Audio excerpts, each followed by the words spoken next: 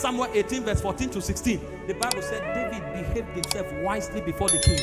And so the king became afraid of him. They said, but the whole of Israel submitted to David. You can't live anyhow and expect to command the admiration of people. People have standards. People have moral values. They admire you to the degree that you align to standards and moral values. You live carelessly, nobody can associate with you. That's why even people that people associate with, when they violate moral codes, people leave them. And you find them angry that those who are loyal to you in your hard time. Or that hard time is different from scandal and ridicule. Don't live carelessly and expect people to endorse you in evil. You see them using all kinds of manipulation, but I gave you food. Moral values are superior to food.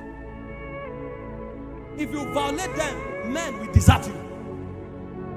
You want to command relational power, then you must comport yourself wisely. Live your life according to value systems. Number 2, how to sustain relational power. Genuine love for people and not what they have to give.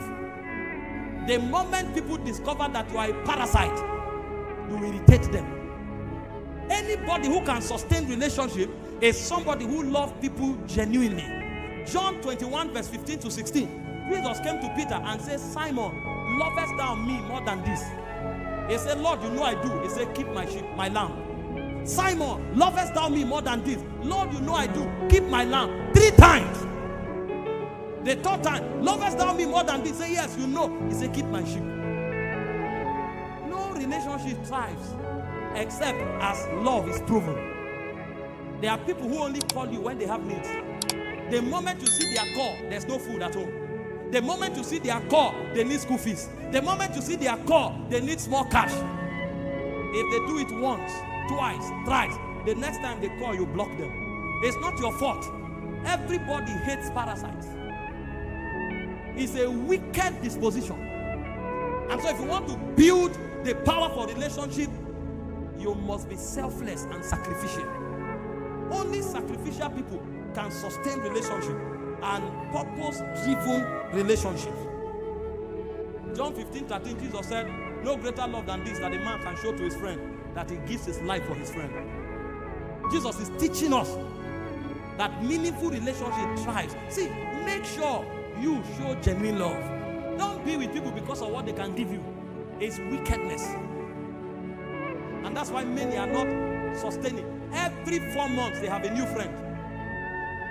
You will never see them with somebody that have been with them for 10 years. And they are accusing everybody. It's because their heart is wicked. They only use people. They don't love people. Anybody who discovers you are using him will depart from you.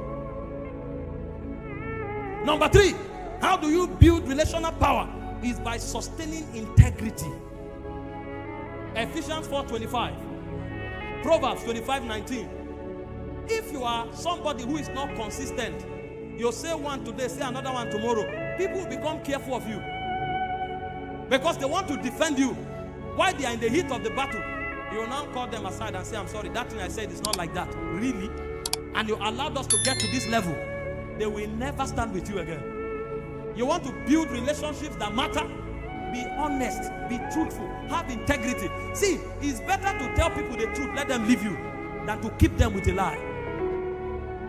The day they discover it, they will not only leave you, they will hate you. I'm telling you why many don't have support from men. Number 4, how do you sustain relationships? Through respect and honor. Philippians 2 verse 3 and 4. The Bible said to esteem others more than yourself. If you don't genuinely honor people, even those who are under you, honor them. Every human being commands respect. If you treat people like rats, a day will come they will say, you are not my God. They will walk away. Show people respect. They are not slaves. They are not slaves. Let them know that they are worthy of honor. The Bible said in 1 Peter 2:17, say, honor all men.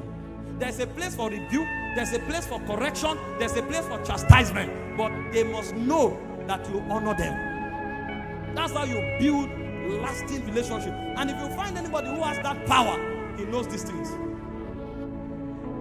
Honor. Number 5, how do you build relational power? Is through humility. Again, Philippians 2 verse 3, Proverbs 13 verse 10. The Bible said every strife comes from pride. Everywhere there is contention, the Bible says pride is at the root of it. Every contention has pride as its root. And so if there will be peace, then there will be humility for that to happen. You need relationships. I was telling them in the pastor's training yesterday, when Jesus died and he needed to be buried, none of the apostles who were praying could help. The Bible said it was a secret disciple that had the power to help. There are those who talk to God, there are those who talk to the government. If you only have those who talk to God, you'll be in trouble. Jesus wouldn't have had a tomb to be buried, except as those who talk to governors showed up and say, don't worry, we will give him a grave that nobody has ever been buried in. That's the kind of power they have. And Jesus could sustain such relationships. Why do you think you'll find him from time to time? He was in the house of Pharisees, tax collectors, whining and drinking. And then some of these fake prophets will come and say, imagine, he's dining with tax collectors. How can a prophet eat with tax collectors? Be joking. If you don't know how to build other type of relationship, you will be in trouble. When you hold my hands, everything becomes possible.